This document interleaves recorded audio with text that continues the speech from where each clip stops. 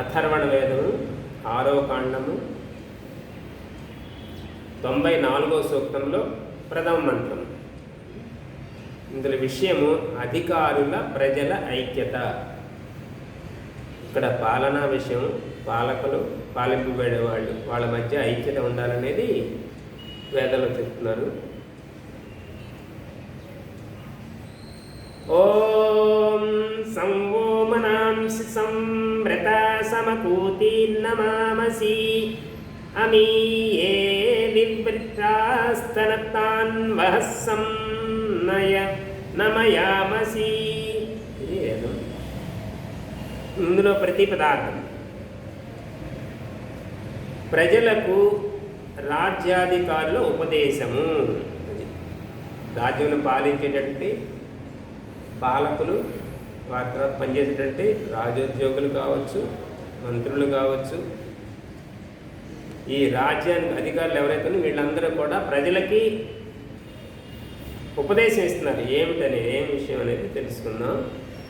వహ మేము అంటే ప్రజలకు మీ మనాంసి మనస్సులను, వ్రతములను, కార్యములను, ఆకూతి సంకల్పములను, అభిప్రాయములను నమామసి మాకు అనుకూలముగా చేసుకొనిదము. ఇది విషయం. ఇక్కడ రాజపాలకులు అంటే మంత్రులే కాకుండా ఇక్కడ కలెక్టర్లు కానీ, అలాగే కమిషనర్లు కానీ, వీళ్ళందరూ కూడా ప్రజలకు ఉపదేశం ఏం చేస్తున్నారు? ప్రజల యొక్క మనస్సు, అలాగే ప్రజల యొక్క అభీష్టము. వ్రతాలు అంటే అభీష్టం. వాళ్ళు ప్రజలు అభీష్టం, వ్రతాలు, సంకల్పాలు, అభిప్రాయాలు అవన్నీ తెలుసుకొని దానికి అనుకూలంగా మేము చేస్తామని ఇక్కడ రాజ్యాధికారులు అంటున్నారనమాట. అలా ఉండాలనేది ఈ మంత్రంలో చెప్పబడుతుంది. ప్రజల యొక్క మనసుకు అనుకూలంగా, అభిప్రాయాలకు అనుకూలంగా మేము వ్యవహరిస్తాము.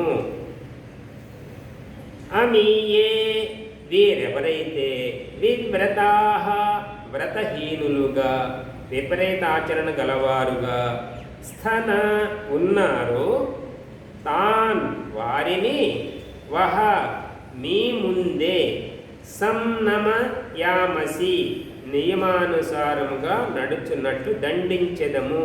ఇది విషయం.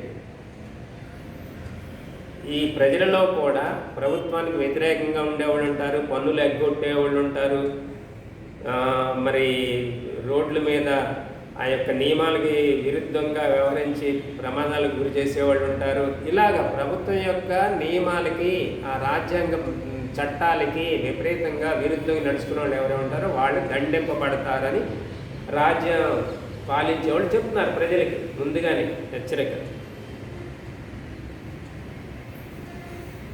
ఈ రోజుల్లో మరి శిక్షాస్మృతి కఠినంగా లేక వ్యవహారాలు అంటే వేద మంత్రంలోనే పరమాత్మే ఈ విషయం చెప్పారు. పాలకులకి ప్రజలకి మధ్య సంబంధం ఎలా ఉండాలి.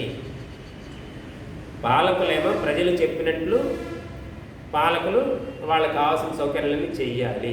అలాగే ప్రజలేమో పాలకుల యొక్క చట్టాలకు అనుకూలంగా ప్రజలు నడుచుకోవాలి. ఇది ఆ ఇద్దరి మధ్య ఉండాల్సిన బంధం అని చెప్తున్నారు. ఇది చాలా చాలా ముఖ్యమైన విషయం. వేద మంత్రమే చెప్తుంది ఈ విషయం. సారాంశము: మనోవాక్కాయ కర్మలచే త్రికరణ శుద్ధిగా నడుచుకునే వ్యక్తులే రాజ్యాధికారులు కావలేను. ఈ కలెక్టర్లు, కమిషనర్లు, ఈ మంత్రులు, వీళ్ళందరూ కూడా ఎలా ఉండాలంట? త్రికరణ శుద్ధిగా ఉండాలి. మనోవాక్కాయ కర్మలుగా ఏదైతే మనస్సులో అనుకుంటున్నారో అదే బయటకు చెప్పాలి. అంటే వాళ్ళు అబద్ధం చెప్పకూడదు. వాళ్ళు ప్రభుత్వం యొక్క చట్టాలు ఒకటి, వీళ్ళు చెప్పేది ఒకటి, కర్మ అంటే చేసేది ఇంకొకటి. ఇలాంటి వ్యవహారం మనం చూస్తున్నాం. అలాంటి వారు రాజ్యాధికారులుగా ఉండకూడదు అని ఈ మంత్రం చెప్తుంది. దానికి త్రికరణ శుద్ధిగా నడుచుకున్న వాళ్ళే రాజ్యాధికారులు అయి ఉండాలి. ప్రజలను మోసం చేసి, ప్రజాధనాన్ని దుర్వినియోగం చేసి, ప్రజలకు రావాల్సిన వాటి రానివ్వకుండా చేసి, లంచాలకు లోబడి ప్రజలు, ఇవన్నీ కూడా ఇందులోకి వస్తాయి త్రికరణ శుద్ధిగా లేకపోవడం. ఈ మధ్య మున్సిపాలిటీ ఎన్నికల్లో వ్యాపార దృష్టి ఉన్నదని బోధపడిపోతుంది. ప్రజల్ని ప్రలోభ పెట్టేసి ఓట్లు వేయించేసుకొని అంతలాగా ఇంకా వాళ్ళు ఎంత త్రికరణ శుద్ధిగా వాళ్ళు వ్యవహారం చేస్తున్నారని కనపడడం అలా. నాయకులు తప్పే కాదు, ప్రజలు కూడా తప్ప. దానికి లోబడుతున్నారు ప్రజలు. మాకు ఏమిస్తా ఓటేయటం అని అన్నప్పుడు తప్పు ఎవరికి వీళ్ళదవుతుంది. నీ దగ్గర రూపాయి తీసుకోం మేము చిత్తశుద్ధిగా ఉంటున్నప్పుడు ఇచ్చేవాడు ఎలా ఇస్తాడు? ఆ తర్వాత అంటే వీళ్ళు వాళ్ళకి బానిసలు అయిపోతారు.